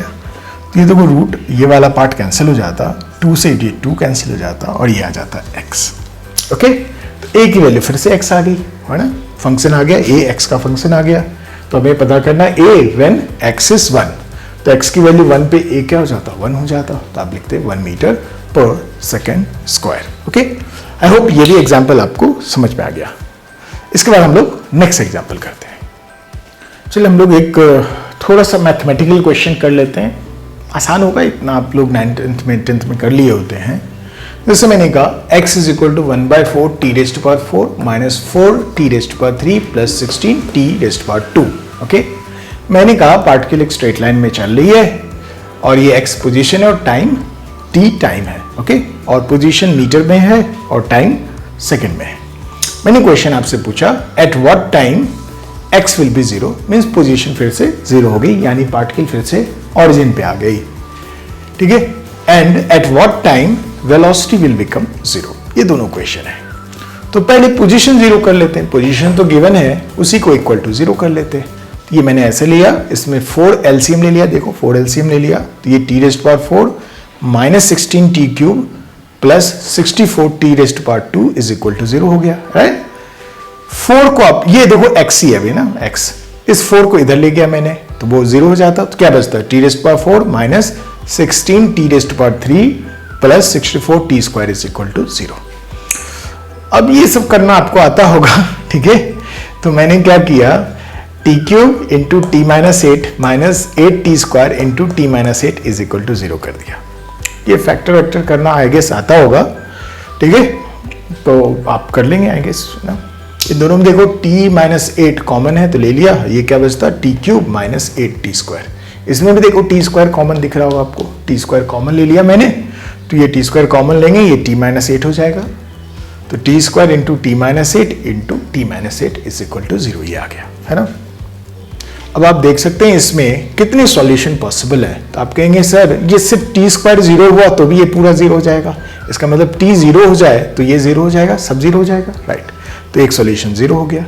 दूसरा t माइनस 8 भी 0 के इक्वल कर देंगे तो भी इस पूरा का पूरा 0 हो जाएगा, यस। तो t माइनस 8 इज 0, तो t की वैल्यू 8, तो t is equal to 0 and t is equal to 8 second पे पार्टिकल ऑरिजिन पे है। ओके, ये हो गया हमारा पहला पार्ट। दूसरा पार्ट मुझे पता करना है टाइम जब वेलोसिटी 0 हो गई है। तो आप जानते हैं velocity is dx by dt, है ना। तो मैंने x की वैल्यू देखो यहाँ पे ये वाला सॉल्व करके रखा, तो ये x ही था, तो ये रख दिया। इसमें 1/4 कांस्टेंट है तो बाहर कर लिया मैंने, तो 1/4 d और ये वाला एग्जैक्टली यहाँ लिख दिया dt, ठीक है। बस मैंने कुछ नहीं किया, ये x की वैल्यू यहाँ रख दी, उसमें 1/4 कांस्टेंट दिख रहा है तो बाहर कर लिया बस। आप जानते हैं कांस्टेंट टर्म को हम लोग बाहर कर लेते हैं, इतनी डिफरेंशिएशन में पढ़ ली। अब इसको टाइम के रेस्पेक्ट में डिफरेंशिएट करना है, तो देखो dt4 अपॉन dt क्या लिखते हैं, 4t क्यूब लिख लिया, माइनस 16 बाहर आ जाता। टी क्यूब का डिफरेंशिएशन टाइम के रेस्पेक्ट में क्या करते, 3t स्क्वायर, तो minus 16 into 3t square means minus 48t square, okay, plus 64t square by dt, तो 64 बाहर चला जाता, t square by dt square by dt 2t हो जाता मीन्स 128t। मैंने ये डायरेक्ट कर लिया, आप अच्छे से लिख के भी कर सकते हैं, है ना। आराम से एक एक स्टेप लेके कीजिए, स्टार्टिंग में सीखने का समय होता है, इसको लिख के कर लेते, ऐसा आ जाता। 4 से सब में डिवाइड हो रहा है तो डिवाइड कर लिया, तो ये हो गया T cube minus 12t square plus 32t, ये आ गया वेलोसिटी।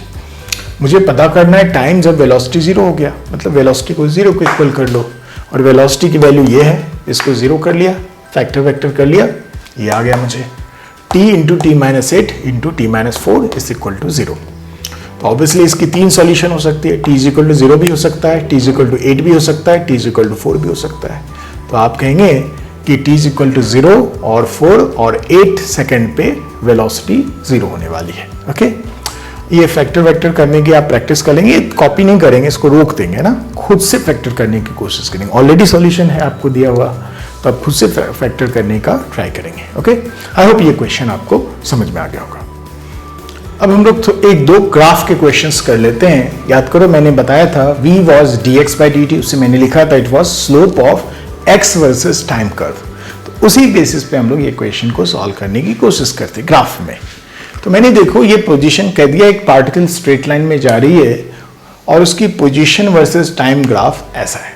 ओके, मैंने पूछा वेलोसिटी एंड एक्सेलेरेशन बताइए t इक्वल टू 1 सेकेंड पे, वेलोसिटी एंड एक्सेलेरेशन बताइए t इक्वल टू 3 सेकेंड पे, draw v versus time graph, ये x वर्सेस टाइम ग्राफ दिया हुआ है, इसको देख के आपको वेलोसिटी वर्सेस टाइम ग्राफ बनाना है और इसी को देख के आपको एक्सेलेरेशन वर्सेस टाइम ग्राफ बनाना है। ओके, चलो ट्राई करते हैं सॉल्व करने का। तो पहला पार्ट हम लोग सॉल्व करने की कोशिश करते हैं। मुझे इस ग्राफ को देख के मुझे वेलोसिटी एंड एक्सेलेरेशन निकालना है ना। ध्यान से देखिए, ये 0 से 2 सेकेंड तक देखिए, 0 to 2 सेकेंड तक ये एक स्ट्रेट लाइन है। याद कीजिए स्ट्रेट लाइन की स्लोप क्या होती है, कांस्टेंट होती है ना, जिसको आप m लिख देते हैं। स्ट्रेट लाइन की स्लोप क्या होती है, कांस्टेंट होती है। पहले एक बात, वेलोसिटी होता क्या है, dx by dt, इस पे ध्यान देते हैं हम लोग, dx by dt। और इसे हम लोग बोलेंगे क्या, वेलोसिटी को dx by dt को क्या बोलेंगे, slope of x versus time curve. Okay, ये क्या हो जाएगा, slope of x versus time curve. x को आपको y एक्सिस पे बनाना है, टाइम को x एक्सिस पे बनाना है, और इस ग्राफ की जो स्लोप होगी वही वेलोसिटी होगी। तो हम लोग क्या करते हैं, 0 से 2 सेकंड तक देखते हैं, ये एक स्ट्रेट लाइन है एंड 2 and 4 सेकंड के बीच में ये दूसरी स्ट्रेट लाइन है। ओके, मींस 0 से 2 सेकंड तक इसकी स्लोप अलग होगी एंड 2 से 4 सेकंड के बीच में इसकी स्लोप अलग होगी। और आप जानते हैं स्ट्रेट लाइन के किसी भी पॉइंट पे आप स्लोप ड्रॉ करेंगे सेम ही आ जाएगा। तो 1 सेकंड पे आपको पूछा गया है, 1 सेकंड यहां होता, 1 सेकंड यहां होता कहीं, इस पॉइंट पे आपको इसकी स्लोप चाहिए। इस पॉइंट पे निकाली या कहीं पे भी निकाली, इस पॉइंट पे स्लोप निकालने के लिए हम लोगों ने क्या पढ़ा था, याद है आपको, इस पॉइंट पे टेंजेंट ड्रॉ कीजिए और वो टेंजेंट जो पॉजिटिव एक्स एक्सिस से यहां से टेंजेंट ड्रॉ करते तो यही स्ट्रेट लाइन हो जाती, राइट, यही स्ट्रेट लाइन हो जाती, राइट। और ये जो पॉजिटिव एक्स एक्सिस से जो एंगल बना रहा है वो थीटा, और उसी की जो tan वैल्यू होगी वो स्लोप हो जाएगा। तो इसकी tan वैल्यू क्या होगी, tan थीटा क्या हो जाएगा, आप कहेंगे ये अपॉन ये कितनी है 10, ये अपॉन 2। तो 10 अपॉन 2, स्लोप को मैं लिख दूं tan थीटा, यस लिख देते हैं tan थीटा।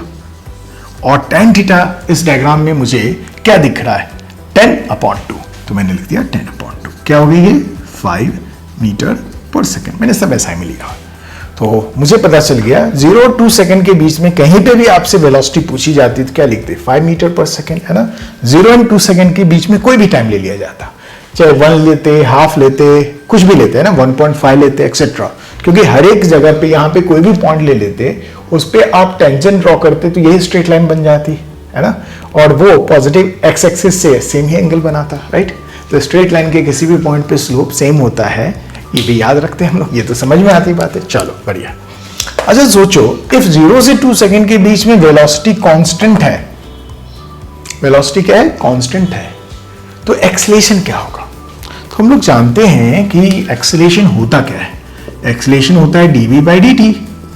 और इफ 0 से 0 to 2 सेकंड के बीच में ये वेलोसिटी कांस्टेंट है तो एक्सेलरेशन क्या होगा, 0 होगा।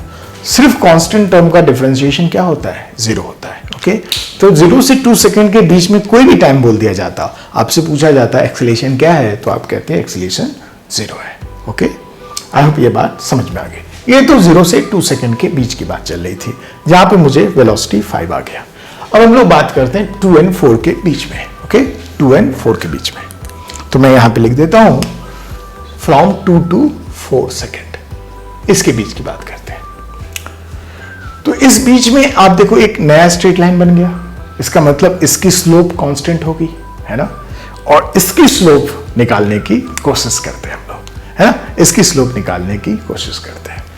तो याद करो, आपको ये कहीं पे पूछा जाता है, जैसे मैंने 3 सेकंड पे पूछा है, ये पॉइंट ले लेते, इस पॉइंट पे टेंजेंट ड्रॉ करते तो यही स्ट्रेट लाइन बन जाता, राइट। इसका मतलब इस पॉइंट पे, इस लाइन पे 2 and 4 के बीच में कहीं पे जाते टेंजेंट सेम हो जाता, टेंजेंट सेम हो जाता तो उसकी स्लोप सेम हो जाती। और स्लोप याद करो, यहां पे ये वाला थीटा लेता मैं, tan ऑफ दिस थीटा। और इफ याद हो तो मैंने कहा था यहां पे माइनस ऑफ tan, ये भी थीटा ले सकते हो, ये भी एंगल ले सकते हो, तो मैंने लिखा अल्फा। तो 2 and 4 के बीच में इफ आपको वेलोसिटी चाहिए तो आप वेलोसिटी क्या लिखते, dx by dt। उसे क्या लिखते हैं, slope of x versus time curve लिखते हैं, राइट। और वो क्या होता है, या तो आप tan थीटा लिखते हैं या माइनस tan अल्फा लिखते हैं। तो मैं लिख दूं यहां पे tan थीटा और माइनस tan अल्फा। तो v लिख देता मैं, tan थीटा लिख दो या माइनस ऑफ tan अल्फा लिख लो। मुझे लगता है माइनस tan अल्फा निकालना आसान है, तो tan अल्फा देखते हैं यहां पे क्या होगा। tan alpha this upon this, ये कितनी है 2 4 के बीच में ये 2 हो गई, और ये कितनी 10 अपॉन 2 क्या हो जाएगा, 10 अपॉन 2 5 हो जाएगी, राइट। तो ये होगी माइनस ऑफ 5। तो मैंने लिख दिया मीटर पर सेकेंड।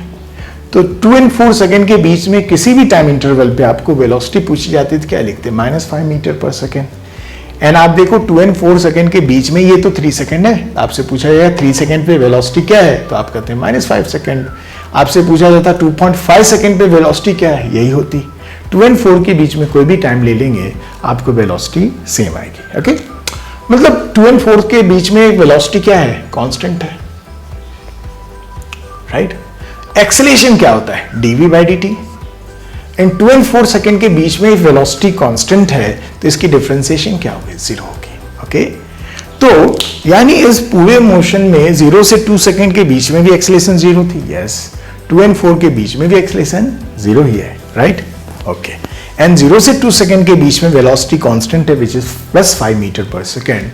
एंड 2 और 4 के बीच में वेलोसिटी है -5 मीटर पर सेकेंड। ये सारी इंफॉर्मेशन को लेके आसानी से ये दोनों ग्राफ बनाए जा सकते हैं। चलो बना लेते हैं ग्राफ, राइट।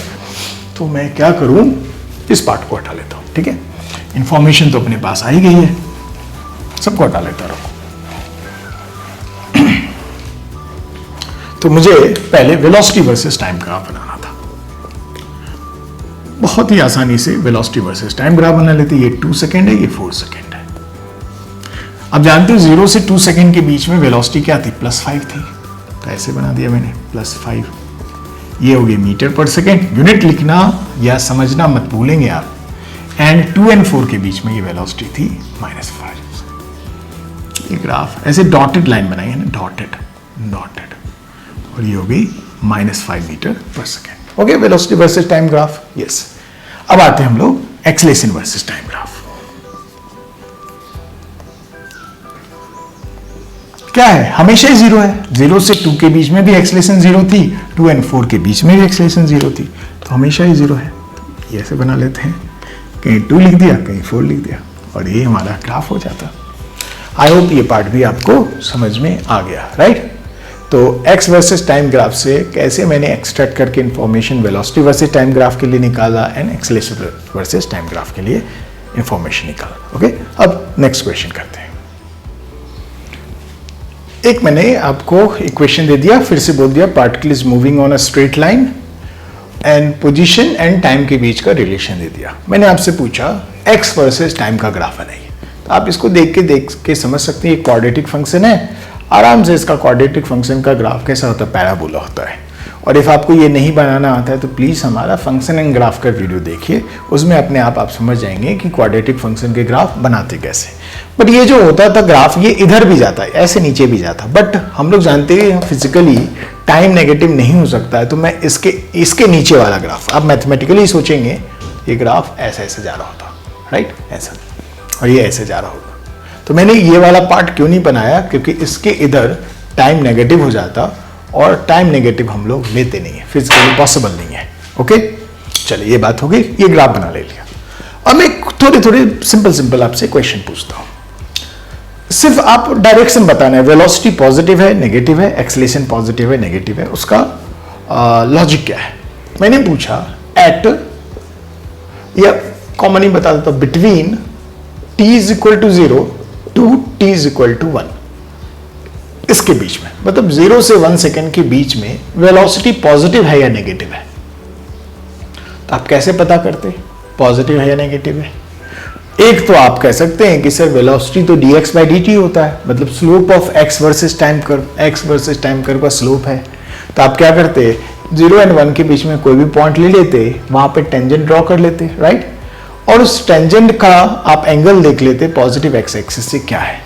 तो आपको दिख जाता वो लेस देन 90 होता, तो आप कहते सर वो तो लेस देन 90 है, तो tan की वैल्यू लेस देन 90 के लिए पॉजिटिव होती है, इसलिए वेलोसिटी पॉजिटिव होता है। बहुत लंबा कहानी हो गया। तो इतना करने के लिए थोड़ी पहले पढ़ा हुआ है। हम लोग जानते हैं 0 से 1 के बीच में ये कर्व कैसा है, असेंडिंग कर्व है। असेंडिंग कर्व का मतलब होता है इसकी स्लोप क्या होगी, पॉजिटिव होगी, सिंपल सी बात है। असेंडिंग है ना, इंक्रीजिंग फंक्शन डिक्रीजिंग फंक्शन याद कीजिए। तो 0 से 1 के बीच में ये इंक्रीजिंग फंक्शन है, इसका स्लोप पॉजिटिव ही आएगा। तो 0 and 1 सेकेंड के बीच में वेलोसिटी पॉजिटिव होगा। ओके चलिए, अच्छा between t is equal to 1 to t is equal to 2 पूछ रहा हूं मैं। अब आपको इसको वेलोसिटी बताना है, साइन से बताना है, पॉजिटिव नेगेटिव। तो 1 and 2 के बीच में आप देखेंगे कि ये डिक्रीजिंग फंक्शन आ गया। यस, इफ डिक्रीजिंग फंक्शन है इसका मतलब इसकी स्लोप क्या हो जाएगी, नेगेटिव हो जाएगी। तो आप कहेंगे obviously x versus time curve का स्लोप क्या होगा, वेलोसिटी होगा ना। v इज इक्वल टू आप जानते हैं dx बाई dt होती है, इसको क्या कहेंगे, slope of x versus time curve, right. Because 1 second के ऑनवर्ड्स, 1 सेकेंड के बाद ये डिक्रीजिंग फंक्शन है, इसलिए इसका स्लोप नेगेटिव होगा। तो आप कहेंगे वेलोसिटी नेगेटिव होगी। चलो बढ़िया, अब एक्सेलेरेशन पे आते हैं। 0 and 1 के बीच में एक्सेलेरेशन क्या होगा। तो एक्सेलेरेशन के लिए आप जानते हैं एक्सेलेरेशन क्या हो सकता है, x डबल डॉट लिख दूं, मीन्स x को 2 बार डिफरेंशिएशन किया, और यहीं पे मैंने आपको समझाया था कॉन्केविटी का टर्म, है ना। आप देखो 0 से 1 के बीच में ये कॉन्केव डाउनवर्ड है, अच्छा 1 से 2 के बीच में भी ये कॉन्केव डाउनवर्ड है, थ्रू आउट ये कॉन्केव डाउनवर्ड है। इफ ये थ्रू आउट कॉन्केव डाउनवर्ड है, इसका मतलब होता है इसका double differentiation, x versus time का डबल डिफरेंशिएशन जो होगा वो नेगेटिव होगा। तो एक्सेलेरेशन यहां भी नेगेटिव होती और यहां भी नेगेटिव होती। बस ये ऑब्जर्वेशन तो साइन का जो था वो तो बिना कैलकुलस के ही मुझे पता चल गया, मीन्स लिटरली कैलकुलस नहीं करना पड़ा, राइट।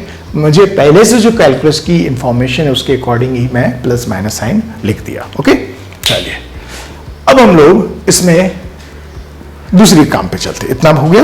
अब हम लोग करते हैं क्या कि मैंने पूछा ये फंक्शन दिया हुआ x वर्सेस t ग्राफ बना लिया आपने, मैंने पूछा v वर्सेस t ग्राफ बनाओ।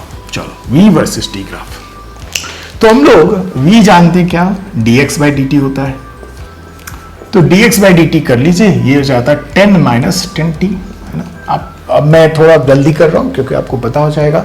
तो velocity versus velocity is dx by dt, इसको टाइम के रेस्पेक्ट में डिफरेंशिएट किया, ये आ गया, मीन्स वेलोसिटी आ गई मुझे 10 माइनस 10t। अच्छा एक्सेलेरेशन भी निकाल लेता हूं, एक्सेलेरेशन क्या हो जाता है dv बाई dt, तो इसको डिफरेंशिएट करते तो माइनस 10 आ जाता। अच्छा एक्सेलेरेशन तो भाई साहब कांस्टेंट आ गया, यस, मीन्स t की वैल्यू पे तो डिपेंड ही नहीं करता। तो एक्सेलेरेशन तो टाइम की कोई भी वैल्यू ले लो वो नेगेटिव आएगा, मतलब माइनस 10 ही आएगा। तो एक्सेलेरेशन वर्सेस टाइम ग्राफ तो बिल्कुल आसान हो गया मेरे लिए यहाँ पे ड्रॉ करना। एक्सेलेरेशन वर्सेस टाइम ग्राफ वो क्या होगी, माइनस 10, तो मैंने लिख दिया माइनस 10 मीटर पर सेकेंड स्क्वायर, राइट। वेलोसिटी देखो, वेलोसिटी और टाइम का ग्राफ देखो, इजंट इट ये स्ट्रेट लाइन का ग्राफ दिख रहा है, यस, है ना। इसको थोड़ा मैं ठीक कर दूं तो माइनस t प्लस 10 लिख देंगे। इजंट इट ये स्लोप है, ये y इंटरसेप्ट है, यस, नेगेटिव स्लोप है और इसकी y इंटरसेप्ट क्या है, पॉजिटिव है। चलिए इसका ग्राफ बना के देखते हैं। तो इफ मैं ग्राफ बनाता तो वेलोसिटी वर्सेस टाइम ग्राफ का, तो ये ग्राफ इस पॉइंट से जरूर जाता और वो पॉइंट हो जाता 10 जो कि इसकी y इंटरसेप्ट है, ओके। और इसकी स्लोप क्या है, नेगेटिव, तो मतलब ऐसे जाता है ना, नेगेटिव स्लोप। और स्ट्रेट लाइन बनाना है, क्यों बनाना है समझ में आ रहा है, y is equal to mx plus c का टर्म है, राइट, इसलिए मैंने स्ट्रेट लाइन बना दिया, ओके। अच्छा आपको पूछा जाएगा वेलोसिटी कब जीरो होगा, तो v की वैल्यू कब जीरो होगी। देखो v की वैल्यू 0 के इक्वल करो तो t इज इक्वल टू 1 पे 0 दिख रहा है, तो 1 पे 0 हो जाता। एनफ है, ग्राफ बना लिया ये। आई होप आपको इफ फंक्शन दिया रहा तो उससे वेलोसिटी निकाल सकते हैं और उससे एक्सेलेरेशन निकाल सकते हैं और फिर एक्सेलेरेशन वर्सेस टाइम ग्राफ बना सकते हैं और वेलोसिटी वर्सेस टाइम ग्राफ बना सकते हैं। ये इंपॉर्टेंट, सबसे इंपॉर्टेंट यहाँ पे मैं ये एम्फेसिस देना चाह रहा था, जब भी एक्सेलेरेशन कांस्टेंट होगा, जब भी एक्सेलेरेशन कांस्टेंट होगा तो वेलोसिटी वर्सेस टाइम कर्व हमेशा स्ट्रेट लाइन कर्व बनेगा, एंड जब भी एक्सेलेरेशन कांस्टेंट होगा पोजीशन वर्सेस टाइम कर्व हमेशा पैराबोला बनेगा, हमेशा क्या बनेगा, पैराबोला बनेगा, ओके। और जब एक्सेलेरेशन नेगेटिव होगा तो ये पैराबोला डाउनवर्ड वाला रहेगा, ऐसा वाला रहेगा, एंड जब एक्सेलेरेशन पॉजिटिव रहेगा तो ये ऊपर की तरफ कॉन्केविटी में रहेगा, ओके, ठीक है। तो ये छोटी छोटी बातें आपको समझ में आनी चाहिए, ओके। और एक्सेलेरेशन जब नेगेटिव होगा तो वेलोसिटी वर्सेस टाइम कर्व ऐसा रहेगा, ठीक है, और जब एक्सेलेरेशन पॉजिटिव होगा तो वेलोसिटी वर्सेस टाइम कर्व ऐसा रहेगा। और इसकी बहुत ज़्यादा आप प्रैक्टिस कहाँ करेंगे, काइनेमेटिक्स चैप्टर में करेंगे। आई होप ये क्वेश्चन आपको थोड़ा थोड़ा समझ में आ गया। अब एक नेक्स्ट क्वेश्चन लेते हैं, उसमें ज़रा इंपॉर्टेंट कॉन्सेप्ट है और उसे हम लोग बेसिकली कांस्टेंट मोशन में फिर से पढ़ेंगे, कांस्टेंट मोशन के कॉन्सेप्ट को लगा के, राइट। बट यहाँ पे हम लोग अभी कर सकते हैं उसे। Okay, now in this question एक रॉड है जिसकी खुद की लेंथ 5 मीटर है और ये देखो वर्टिकल वॉल है, ये ग्राउंड है और इस किनारे पे ऐसे रखा हुआ है, राइट। बेसिकली रॉड के इस पॉइंट को इधर पुल किया जा रहा है 2 सेंटीमीटर पर सेकेंड से। आप जानते हैं इफ ये पॉइंट इधर जा रहा होगा तो रॉड का ये वाला पॉइंट, सपोज ये पॉइंट बी है, तो वो नीचे आ रहा होगा, राइट। इस इंस्टेंट पे आपको बताया गया रॉड ऑब्वियसली लेंथ 5 मीटर ही रहेगी, ये 4 मीटर है, यहां से ये 4 मीटर है। जब ये 4 मीटर है तो पॉइंट ए की velocity 2 centimetre per second right में है, तो इसी इंस्टेंट पे आपको पॉइंट बी की वेलोसिटी चाहिए। ओके, तो थोड़ा सा कॉम्प्लिकेटेड सा दिख रहा है और ये फेमस क्वेश्चन आपको कहीं पे भी ये मिल जाएगा। ओके, चलिए कैसे सॉल्व करेंगे इसको देखते हैं। तो पहले मैं ये करता हूं कि देखो पॉइंट ए जो होगा वो इस लाइन पे आगे बढ़ने वाला होगा, लेट मैं इसे एक्स एक्सिस कह दिया, और पॉइंट बी इस लाइन पे जाने वाला होगा, लेट इसे मैंने वाई एक्सिस बोल दिया। ओके, तो पॉइंट ए की जो वेलोसिटी होगी, क्या मैं उसे dx बाई dt लिख सकता हूं? यस, इसे क्या लिखता हूं मैं? dx बाई dt लिख दूंगा। ओके, पॉइंट बी की वेलोसिटी को क्या लिखोगे? आप लिख दोगे पॉइंट बी मीन्स ये y एक्सिस पे चला जा रहा है, इसकी पोजीशन किस में चेंज होगी? टाइम के साथ y कोऑर्डिनेट चेंज होती जाएगी, तो आप इसे लिख सकते हैं dy बाई dt। बट ये वेलोसिटी है, वेलोसिटी का मैग्नीट्यूड नहीं है, ठीक है। ये दोनों वेलोसिटी आ गया, राइट। अच्छा, किसी भी इंस्टेंट में मान लीजिए ये x था और उस इंस्टेंट पे ये y होता, तो can I use the Pythagoras for this triangle. और आप जानते हैं ये टाइम के साथ x बढ़ता जाएगा, टाइम के साथ x क्या होगा? बढ़ता जाएगा, तो dx बाई dt क्या हो जाएगी? पॉजिटिव। टाइम के साथ इफ x बढ़ता जाएगा तो ये इंक्रीजिंग फंक्शन हो गया तो पॉजिटिव हो जाता। अब आप जानते हैं टाइम के साथ y कम होता जाएगा, y क्या रिप्रेजेंट कर रहा है? इसकी कोऑर्डिनेट, राइट। y कम होता जाएगा, तो टाइम के साथ इफ y कम होता जाएगा तो ये क्या हो जाएगी? नेगेटिव। v भी आपको हमेशा नेगेटिव ही आएगी, है ना। v क्या आएगी? नेगेटिव आएगी। उसका मतलब होगा उतने स्पीड से वो नीचे की तरफ, उतनी वेलोसिटी से वो नीचे की तरफ आ रहा है। ओके, यहां तक समझा। तो किसी इंस्टेंट पे मान लेते ये x था और ये y था, तो हम लोग क्या लिख सकते हैं पाइथागोरस से? Can I write x square plus y square is equal to 5 का स्क्वायर, राइट। बिल्कुल लिख सकते हैं, राइट, बिल्कुल। अब क्या करते हैं, दोनों तरफ टाइम से डिफरेंशिएट कर लेते हैं। तो ये d square x square y square upon d t is equal to d 25 by d t, ऐसा कर दिया। बिल्कुल बेबी स्टेप लेते हैं। आप जानते हैं ये पूरा का पूरा कांस्टेंट है, पूरा कांस्टेंट को आप किसी चीज से डिफरेंशिएट करोगे तो वो जीरो ही आ जाएगा। यस, इसको थोड़ा ओपन कर लेते हैं। D x square upon d t plus d y square upon d t is equal to 0 आ गया, ठीक है। चलो बढ़िया है। अब यहां पे थोड़ा सा चेन रूल मैं लगा लेता हूं, d x square upon d x into d x by d t plus accordingly इसको भी कर लेते हैं d y square upon d y into d y by d t is equal to 0। Check कर लेते हैं। देखो इसमें dx कैंसिल होता, क्या बचता? dx square by d T, वही है। यहाँ देखो dy dy कैंसिल होता, क्या होता? dy square by d T, वही है, राइट। चलो ये देखिए आपको 2x हो जाता और ये हो जाती dx by d t plus ये हो जाती 2y और ये हो जाता dy by d t is equal to 0। Okay, अब देखो ध्यान से, क्या मुझे dx by d t given है? हाँ गिवन है, 2 सेंटीमीटर पर सेकेंड गिवन है ना। Velocity of point A is given 2 centimetre per second at this instant.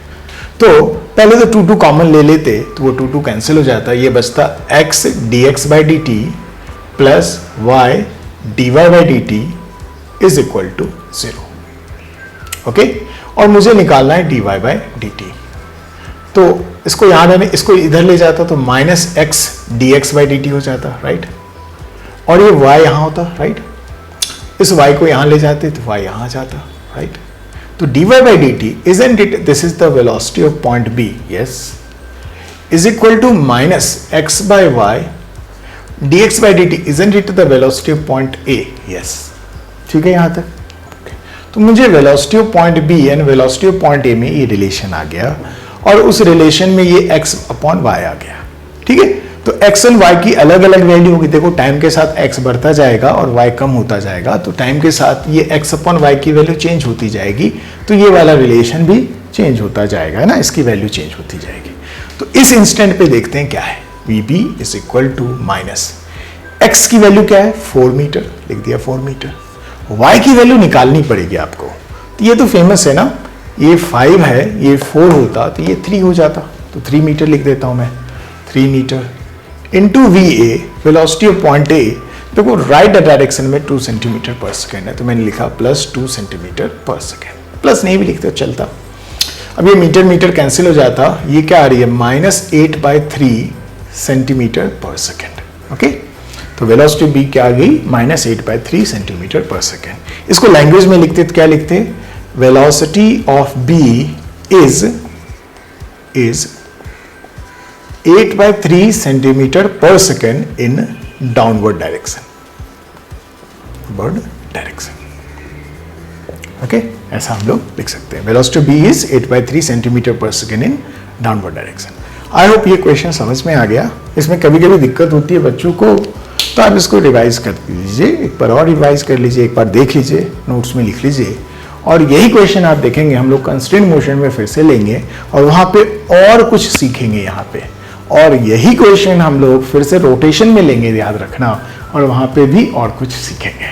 Okay, तो ये तो बहुत सारी जगहों पे आएगा और बहुत सारी जगहों पे आपको बहुत कुछ सिखाता जाएगा, सेम क्वेश्चन. ओके, आई होप ये क्वेश्चन आपको समझ में आ गया.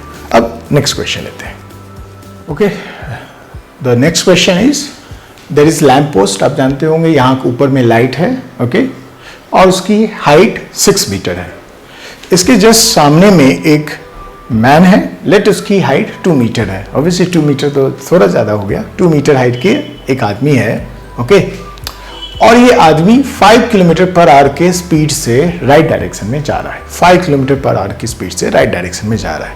ऑब्वियसली आप यहाँ से लाइट का आप शैडो बनाना आप जानते होंगे. यहाँ से मैंने लाइट लाया, इसके एड से जा रहा है और यहाँ तक है. आप जानते हैं इस रीजन में, इस पार्ट में, इस लेंथ में कोई भी शैडो, कोई भी लाइट आ ही नहीं सकेगी, राइट.